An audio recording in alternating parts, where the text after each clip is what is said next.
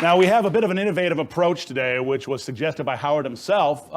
As some of you know, we had a bit of a, it's not exactly a competition, but a selection procedure by which a number of you submitted questions for Howard. So you're going to be doing some work as well. I'd like to invite first Jeff Zhu to the podium.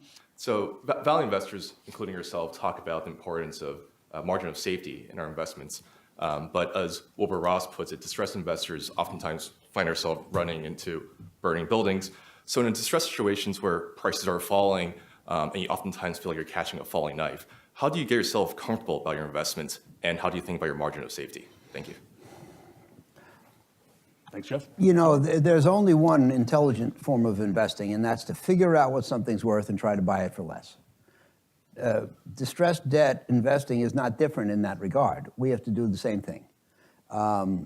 And so, you know, simply put, you know, I'll exaggerate the simplicity, but you look at a company, you look at the business, you figure out what it could make in a normal environment, and you figure out what that company would be worth, generally thinking about to a buyer, to a strategic buyer, once its problems are largely resolved and once the capitalization has been restructured. Then you think about how that value will be divided up among the various classes of claimants, and you figure out what a piece of a claim is worth, and you see if you can buy it for less. So, and if you can make those judgments on the basis of conservative assumptions and still end up with good room for profit, then that's a source of margin for error. I mean, I think that the margin for error comes primarily from being able to use conservative assumptions and then still be looking at a generous rate of return, you know? Now, it's very, but before I stop, I must say that it's not true that the more conservative, the better. Because you can get to the point where you can make assumptions that are so conservative that you'll never lose money, but it will give you a target buying price, which is so low that you'll never buy anything.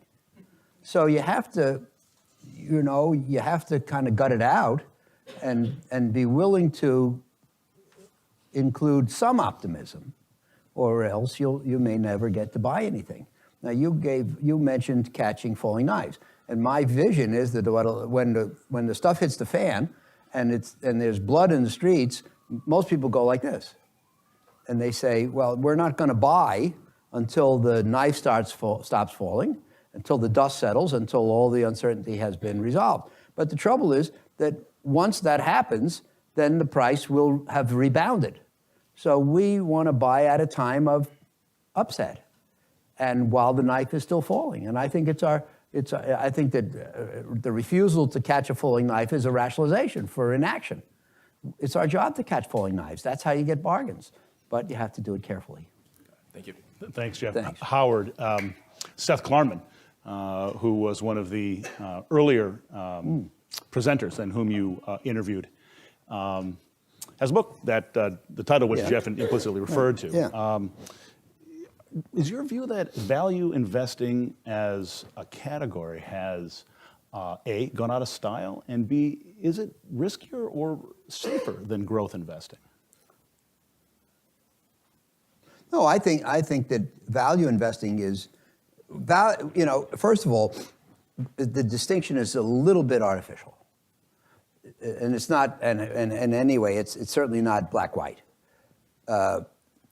Value investing means making investments based on the current characteristics and attributes and assets and values of the company.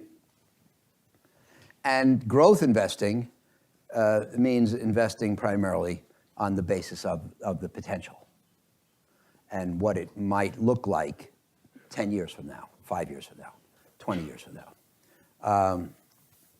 Clearly, it is, everything else being equal, it's less risky to invest on the basis of things that exist today than on the basis of things that might exist in 10 years. There's no question about that. However, I say it's not that clear-cut because the value of the things that exist today is largely attributable to what they'll produce, especially in terms of cash flow, over the next X years. So you can't divorce yourself from thinking about the future. You know, so people say, well, value investing is about the present and growth investing about the future. But you can't divest yourself of thinking about the future because let's say you want to buy a factory that makes XYZ. You don't buy it for the bricks and the steel and the real estate. You buy it for its ability to produce a product that makes money. So there have to be some judgments about the future irregardless. The question really is the relative weighting.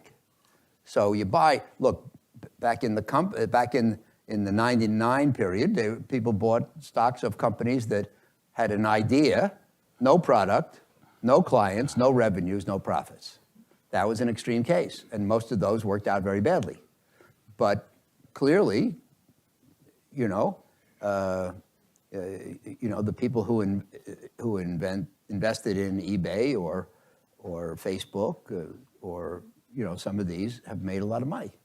And now one of my favorite quote from a fortune cookie. I actually found a fortune cookie one time that said, "The cautious seldom err or write great poetry." and so for the most part, the value investor thinks of himself as not erring so much, and the growth investor as writing great poetry.